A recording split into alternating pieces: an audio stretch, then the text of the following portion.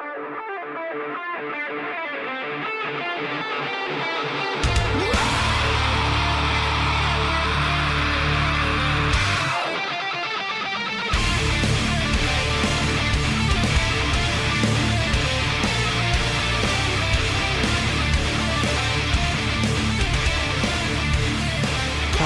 you want to do a show?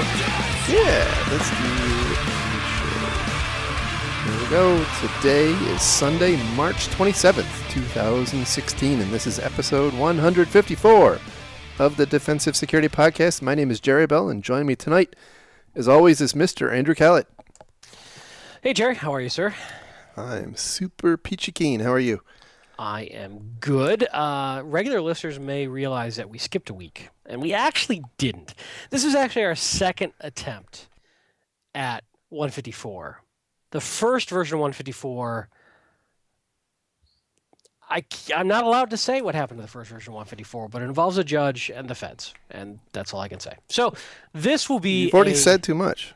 Injunction-free 154. You've already said too much. That's probably true. But anyway, I'm good. It's Sunday, which means tomorrow's Monday, which is less good. Yeah, but you got to get through Monday to get back to Friday. It's true. It's true. I have been enjoying, and I know you're too old for this hip stuff, but I really have been enjoying Daredevil Season 2, by the way, which is exceptionally well done. I know this is one of those TV things that you don't know about. Is that like Matlock? Close. You know what? Actually, Daredevil's character is a lawyer, which is a lot like Matlock. Huh. Sounds interesting. It is. In other news, I got a second cat this weekend. Yes. So I have two. So will they be joining the show as regular guests now? Well, you know, Caesar occasionally makes an appearance. Caesar, the security kitty. Fiona is the new kitty, and she's not even one yet, and she's currently in kitty jail, or as we call it, Kitty Super Fun Time Land. Which is a room that we built with all sorts of kitty things to keep her occupied and happy as she's slowly getting integrated into the house. So it'll probably be actually a good 2 weeks before she's free roaming in the house and then may indeed make a drive-by on the show. We'll see. So fun things like the Iron Maiden. Yeah. Yes. And we've got some slaves in there who that she can torture. Nice. You know, we wanted to make sure that she had a nice variety of toys, both human and non-human, to play with. Well, it's good. And in completely unrelated news, there is a neighbor boy that's missing, and I think some police are looking for him right now. But I have nothing to do with that. Wow. So it's been an exciting couple of weeks. We've been busy, and work's been absolutely kicking my ass. So I've never been this busy, I don't think, at my job. Well, it's better than the other way around, I suppose. I suppose. Anything new and exciting with you before we jump into stories? Nope. Okay, great. Then stories. Let's go. Well, before we get started, just a reminder: the thoughts and opinions we express on the show are ours and do not represent those of our employers. The other thing to mention is that, just a reminder, Hack in the Box Amsterdam happens May 23rd through 27th. If you want tickets, you can get a discount by using the discount code Defensive Security. And just a reminder that the show website is at conference.hitb.org, and you can find all the links to register and get tickets there. Apparently, we just got some news recently that they've added a new track, and they're accepting another round of papers or talk proposals. So if you have a 30-minute long idea for a talk, and you'll be in Amsterdam around that time, look them up. So, cool. Yeah. We don't know much about it yet, but O'Reilly, the publisher, just announced a new conference that's right up our alley. That's right. It's Halloween, isn't it? It's on Halloween this year. Yeah, in New York City.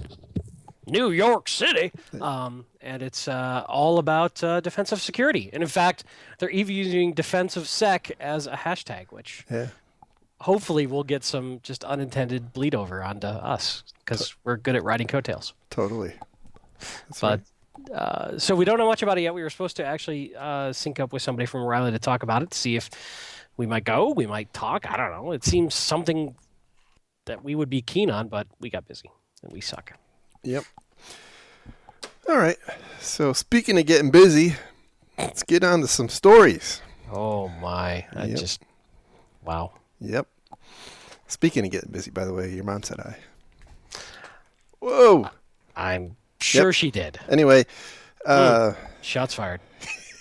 first story tonight comes from threatpost.com, and the title is As Soon as Windows 10 Will Get Out of the Damn Way. That's an odd name for a title. Yeah, APT attackers flying more false flags than ever. So this is something we have been talking about and complaining about for quite some time. Apparently, there was some discussions at CanSec West recently by a couple of Kaspersky researchers talking about how there are apparently a number of APT actors who are starting to, or maybe they've been doing it for a while, obscure their tracks by copying the techniques and tactics and kind of planting, as they say in the title, false flags to throw off researchers. And we've talked about this for quite some time, and so it's a great bit of confirmation bias to see this in print. Because Absolutely. yeah, absolutely. Because my concern for a long time, by the way, has been that we rely as an industry very heavily on these indicators, which are things like time zones. These things are typically embedded in malware or the IP addresses of command and control systems. But we're relying on things like time zone settings and language settings and directory names, assuming apparently that somebody who's super sophisticated enough to include 0 days or what have you into malware can't quite figure out that they should change some of that stuff. So anyway, here's an interesting story that apparently at least it's that kind of deception is starting to be adopted by some of these actors. So look out if you're if you're trying to do the attribution thing. It's true, and it's interesting, and this kind of brings up a bit of a side related topic, which is unless you're a government organization or an incredibly sophisticated, mature security group for a large multinational, I don't know that attribution really matters at all to a security group. Knowing who did it doesn't really change your situation, doesn't really change your response. It doesn't really change your defenses. I would say all it really does is perhaps make your executives happy because they like to ask, hey, who did it? From a law enforcement standpoint, it's incredibly rare that law enforcement is actually going to find and prosecute someone, especially if they're coming from overseas. So I don't know that I'd be that worried about who did it. I think I'd be a lot more worried about what they did and how they did it than I would be who did it, personally. Yeah, I think there may be some utility in it, but so if you are if you're responding to a complicated attack, and you're trying to kick someone out, it is useful to know that it's a maybe a more advanced opportunistic type attack versus some let's say the Chinese government, right? And I use that rhetorically. You're saying the Chinese don't have a government? No, I'm saying that it could be the U.S. government or the Israeli government or the Iranian government or the North Korean government, some government who's going to give up, right? That there is some utility in knowing that just because you kicked them out, you found them and you kicked them out, does if you know that it's an attacker who's specifically targeting you, there's some value in knowing that.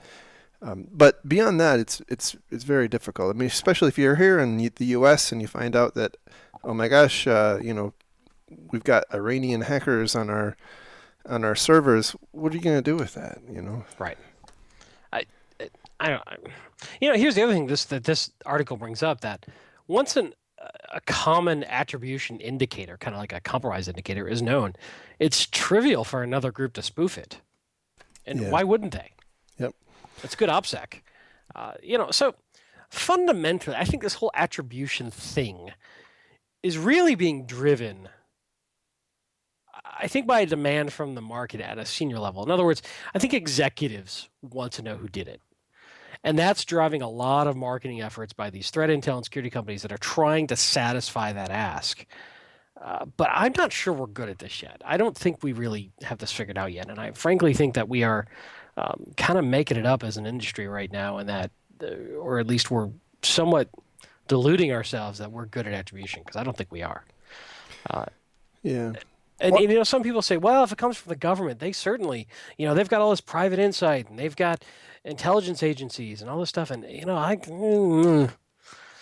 I think what the government knows and what they choose to tell us may be two entirely different things, because almost always when a government organization, at least the US government, is releasing something to the public, there's a reason that's usually political behind it.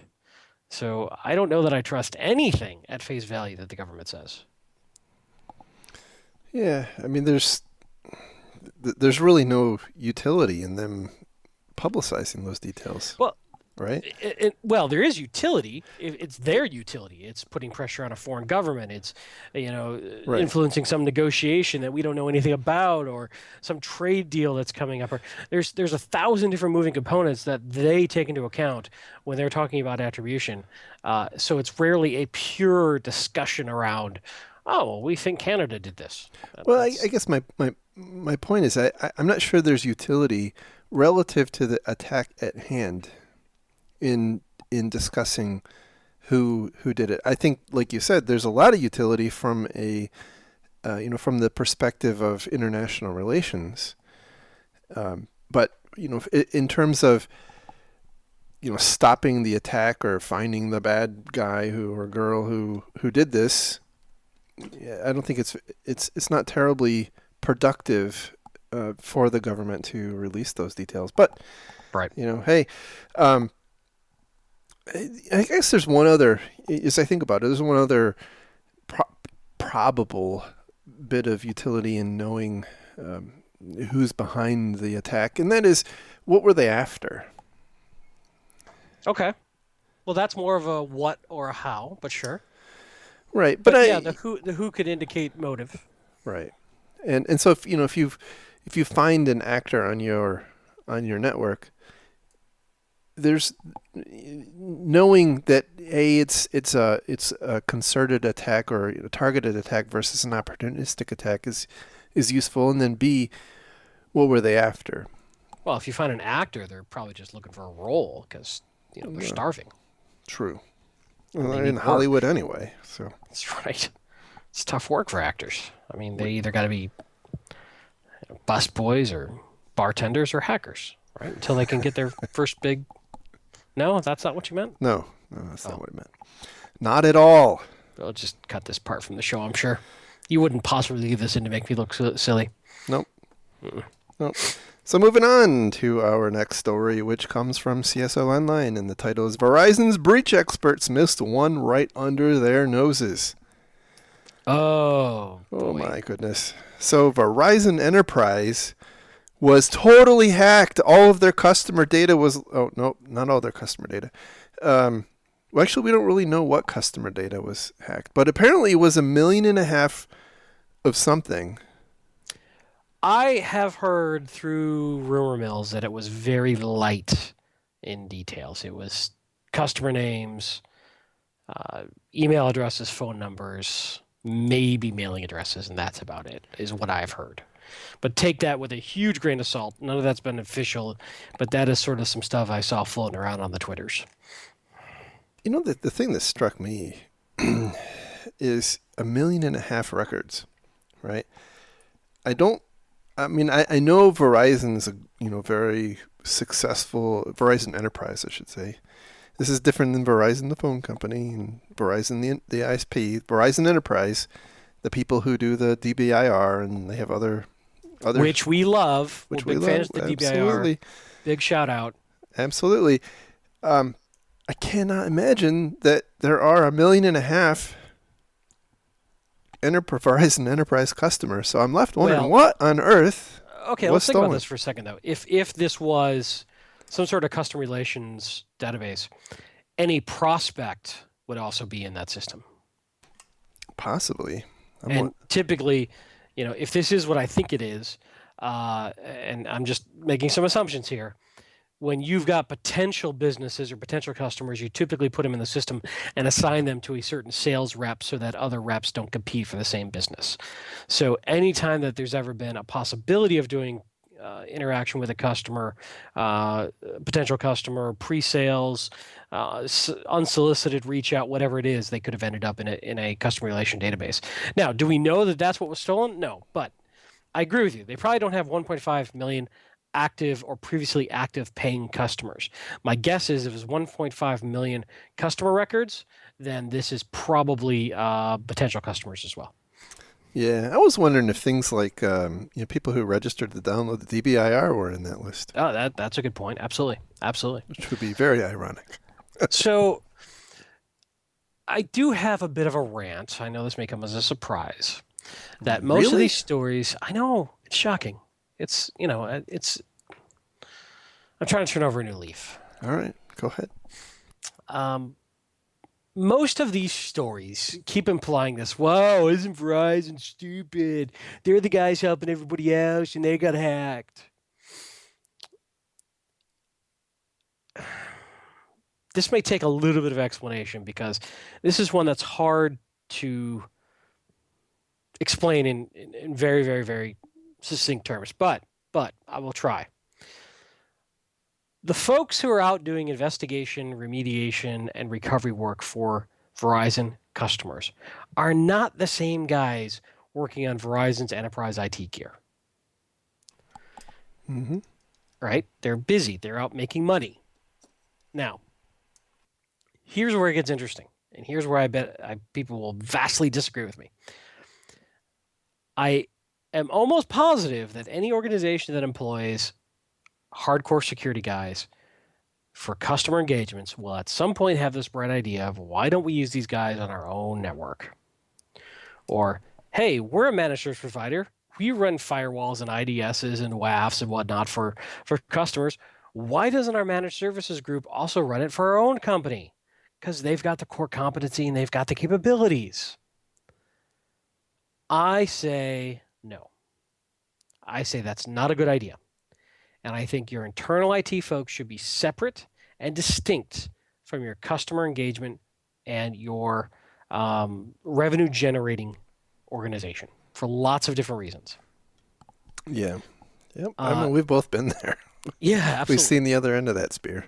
And this may not be intuitive because so often have I fought many otherwise incredibly intelligent, smart executives who think this is a no-brainer. We've got the guys doing it for customers. Why wouldn't we do it for us? And here are my very, very, very short list of reasons. And I apologize I can't go into further detail for the sake of time, but I think that there's a conflict of interest and potentially a conflict of ethics by having your revenue-generating folks work on your internal IT. If there's ever a competition between working for a customer or working for yourself, the customer is always going to win. Always. They pay the bills. Yep. And your internal IT group is not under those pressures and concerns and issues of generating revenue and keeping customers happy. They're about keeping the internal company happy, but they have a different, especially your internal security group, has a different role of potentially finding hostile, intentional, or otherwise insiders in your organization. And they have a different standard of ethics for dealing with internal data. Now, I'm not saying that the customer focus group can't be incredibly ethical, but I'm saying it's a different set of expectations, different set of pressures. So there's different motivations, there's different leadership and different goals of an external customer focus organization and internal IT, even if they have the exact same skill set, or even if the external organization has a better skill set, they have a different motivation. And therefore are not necessarily the best suited to run those internal IT operations for that company. Well, so I guess a couple of things. Number one is we don't know that any of that had any relevance to this. You're correct. I just use this as a chance to rant about something that's happened in the past. We don't know who ran it. I mean, it's entirely possible this thing was entirely outsourced. We really have no clue. I mean, and by the way, we didn't actually talk about what did or did not happen. Oh, that's So, true. Sorry. so apparently, partly my fault. Brian Krebs actually found this, right? So apparently Brian found on a cybercrime forum a MongoDB database that was for sale, which purported to come from this. He apparently contacted Verizon, and they said, "Oh, thank you. We fixed the problem, and we will begin notifying people or that were affected." So there's really not a lot of detail. There's some supposition in this CSO Online article that somehow, some way, the attacker, as they say, forced the MongoDB database to dump its contents. So we really don't know yet exactly how it happened, but apparently it seems like it did happen. I think the problem I have, or the concern I have, and notwithstanding everything you just said, is that regardless of whoever was managing the stuff, right? One would think that who's ever running that would be able to benefit from the knowledge that Verizon, who produces the DBIR and that report that we talked about 2 weeks ago, and other good material, would be on top of such things. And so that's however that comes to be. But I think that's where a lot of the concern that I've been seeing in the industry. I think that's the genesis of that. Well, it's often the case that the cobbler's son has no shoes. That the internal IT group may not be well funded or well staffed or anything else, and there may be lots of politics between those organizations. We don't know. Yep. I guess I took a little bit of umbrage at the snickers at Verizon for they're supposed to be the smart guys, and we need to keep in mind that it's different parts of the organizations. No, that's fair. Now, that may be changing right now. We don't know, right? I'm sure that there's a lot of internal discussion going on right now and knee-jerking, but yeah. I would imagine so. So, yeah, if there's more to report there, we'll follow up. And speaking of follow-ups, we talked about this next story last week, and here's an interesting update. Recall that the Central Bank of Bangladesh had been attempted to be robbed of approximately $1 billion, was apparently indeed robbed of $81 million. And at the time, there was lots of finger pointing. The just to make sure everybody's up to speed, right? The Central Bank of Bangladesh has a bunch of money stored at the Federal Reserve Bank of New York. Apparently, there were a whole spate. I think there were 36 or more requests to transfer money, the Bangladesh Central Bank money, out of the New York Fed to different entities. Some of which, by the way, were where the money ended up in casinos. It's not entirely clear exactly how it got there. There are, by the way, some other reports that we're not going to talk about where apparently in the Philippines there have been some indictments of people who apparently were involved in this. So kind of a big deal. But anyway, and the resignation of a bank official. Yes, I think the governor of the Central Bank of Bangladesh resigned, saying that he takes moral responsibility for this. Craziness afoot. And then there was another story which we don't have here, but apparently the IT expert associated with the Central Bank of Bangladesh was mysteriously abducted in a rickshaw. And then subsequently reappeared somewhere. Unabducted. Yeah, and then I don't know if they brought him back in the rickshaw. I didn't read that story yet. I maybe they just had a fence that needed some painting or something. I don't know. Could be. So anyway, the new news are, well, let me just finish the story there. So that last week the Central Bank of Bangladesh was pointing fingers at the New York Fed, saying, how could you let this happen? This is clearly partly your responsibility. And there's been lots of news stories about how the Central Bank of Bangladesh is considering a lawsuit or legal action against the New York Fed because, oh my gosh, how could they had to be complicit. Then there's this story comes from the Wall Street Journal, which indicates apparently the Wall Street Journal saw an interim report investigating the computer systems of the Central Bank of Bangladesh, performed by none other than Mandiant.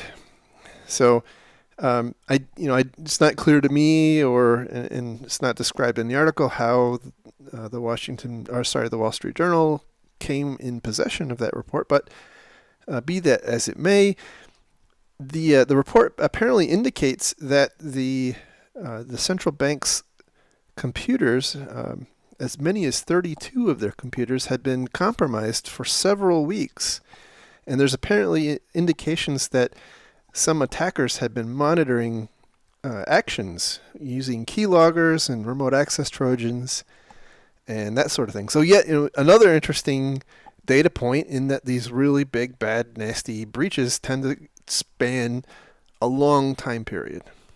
It's true. And warning, this particular article is behind the paywall at the Wall Street Journal because Jerry hates you, just so you know.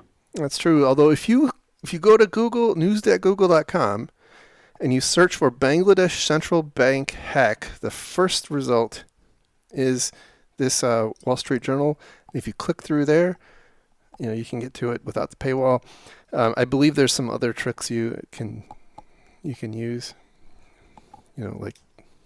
Anyway. Google it, my friends. You'll figure it out. Just warning. Some people get very upset, rightly so, about linking to a paywall, buddy. Yeah, I couldn't find it. I couldn't find the story not behind a paywall. So, all right, fair enough. Anyhow, there's still some swirling intrigue here because apparently the SWIFT network, which was the mechanism used to transfer money around between major banks and central banks, allegedly, as I read, and I don't think it's described in this particular article, but requires things like full handprints. I mean, it sounds like sounds very James Bond-ish. So I can only imagine that there's people wandering around with little hand scanners. I don't know, but anyway, it sounds like the Central Bank of Bangladesh isn't quite ready to relinquish the New York Fed of their responsibilities, but it certainly does seem like this may have been a relatively, I don't want to say garden variety, because there's there's an insinuation in this article that the attack was highly tailored to this victim, but we see the bones of this kind of attack play out a lot against a lot of organizations. Just rarely with this much money involved. Well, that's the thing. That's the thing to keep in mind is, if you are an attacker, you're an organized crime syndicate, and you're after $1 billion, that's you are. Dare I say it? You're probably scouring the underworld looking for venture capital to finance your high-end cyber crime developers or whatever. So, this is an interesting time we live in. But I do think that this is the type of attack that a lot of larger organizations, probably even outside of government, really have to be cognizant of, because the corporate treasuries of many companies are very large, and there's nothing to say that a very big, very, very large company, as we've seen in the CEO send lots of money to China because we're going to buy this company types of phishing attacks. This seems like the next iteration of that style of attack. So, anyway. Yeah, I would agree. And I'm thinking there's clearly more money on the breach side of the house. Maybe we should offer up our services to the bad guys. I'm kidding. It's certainly looking that way, isn't it? Yeah, so I'm sure this is not the last time we'll be talking about this story, but it continues to evolve. Hopefully, by the way, the report will, there's no indication that it will or won't, but hopefully the report from Mandiant will someday be released. That would be most useful to us. And then the final story we have for tonight is another Krebs story, and the title is Hospital Declares Internal State of Emergency After Ransomware Infection. So, this has been becoming a regular feature on the show, and unfortunately, it seems like hospitals, for whatever reason, are becoming very common targets. At least they're the common ones that are being reported in the news. Right. I'm just going to say that. So it's like shark attacks, right? Yeah. Well, I suspect lots of other organizations are getting attacked successfully, but we just don't hear about it. But anyway, hospitals are scary, right? I mean, the concept of your hospital being down because of some wily hacker is visceral to a lot of people. Well, true, and apparently this one was, they did enact their emergency protocols, and their website indicated that they were operating under emergency conditions, and so I think this is similar to what we saw in some of the other cases. By the way, this is the Methodist Hospital in Henderson, Kentucky, in case we didn't mention that already, and it was Lockheed.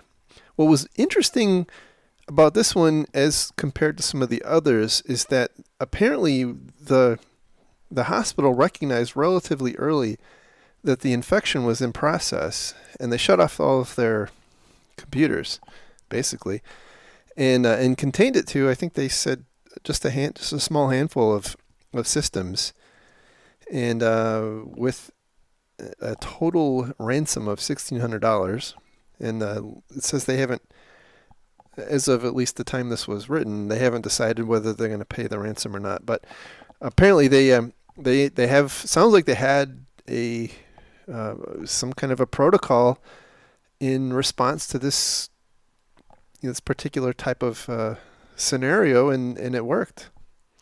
Which, frankly, is a good idea. You probably need to have a good DR type plan for ransomware. Yeah, especially self-propagating ransomware, as opposed to onesie twosies. Yep, absolutely. So because I think it's going to keep getting worse. I think this is our new common problem that a lot of organizations are going to have to deal with. And this particular story says, as you might expect, it came in through a spam email with basically a malicious attachment on the file, on the email. Yeah, and I will tell you, I have an opportunity to see across lots of a broad swath of companies, and I see this, not just Lockheed but other pieces of ransomware. It is really common. I mean, disturbingly common, and I don't think it's devastating in many cases because of different things. Like they have good isolation, or they have application whitelisting, or whatever reasons. But it does occasionally turn pretty bad. But man, we're on a bad trajectory here with ransomware, and we gotta take this more serious. It's true. So one other thing, I'm sure you saw the indictment of 7 Iranians for supposedly hacking into a dam. Oh yeah, that was big news. Did you see a picture of the dam, by the way? Yeah, it's tiny. It was like a little. Looks like a garage door. Yeah, it's a little sluice gate like you'd have in we're not talking about Hoover Dam here or Sioux Locks or anything. It's tiny, but once again, this is an example of, I think, probably a little politically motivated. Now, whether or not these guys actually did it, but do you think the U.S. government's ever going to have an opportunity to actually prosecute these guys? Well, again, I think it comes down to international relations, right? I mean, it's an interesting time in the history of relationship between Iran and the U.S. You know, there was a recent, I believe, if memory serves right, there was a recent some recent progress in the whole nuclear arms bit, and so I suspect this is part of a broader strategic play. I'm thinking, and so I guess long story short, it's conceivable, right? I mean, it's conceivable, Right. but at the same time, it's not really been clear exactly how they, how these hackers got in, but it sounds an awful lot like, well, maybe it was just sitting out on the internet and they connected to it and they realized that they could click a little button and open and close the dam, and that's hacking. So you got to put it into the right perspective. And also, by the way, I'm not seeing any indication that they were associated with the government either. So not, I don't know. Yeah. It's a, it just it just seems like maybe some people. By the way, it kind of reminds me of earlier this week. There was or I guess it was early this weekend, the whole VNC roulette thing. Did you see that? I did, and I was afraid of it. Very, very afraid. And I couldn't but help but think, what if you got onto VNC roulette and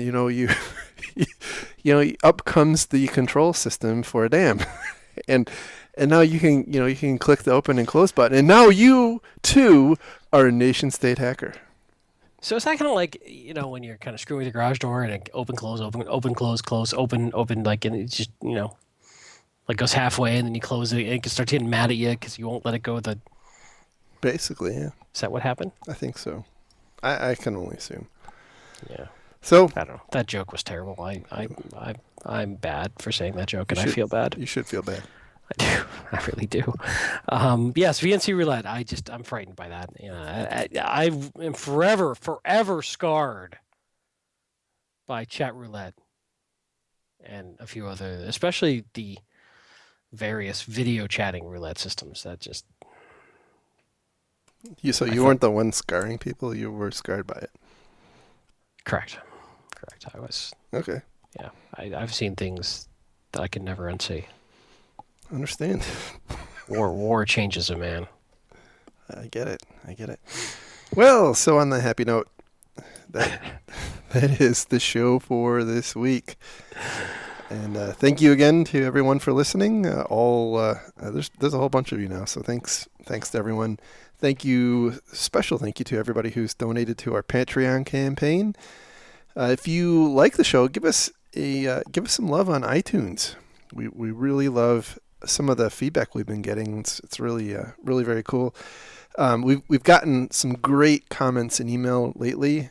Almost caught up, but if you like, send us an email to info@defensivesecurity.org with your comments. You can find the links to the stories we talked about today on our website, www.defensivesecurity.org. You can follow the show on Twitter @DefensiveSec. You can follow Mr. Calla on Twitter @Lurg and me on Twitter @MaliciousLink. And anything else you wanted to cover? Just thanks everybody for listening. We love you guys. Really appreciate you tuning in every week. Yeah, thank you. And with that, we will talk again next week. Thanks a lot. See ya. Bye-bye. Bye-bye.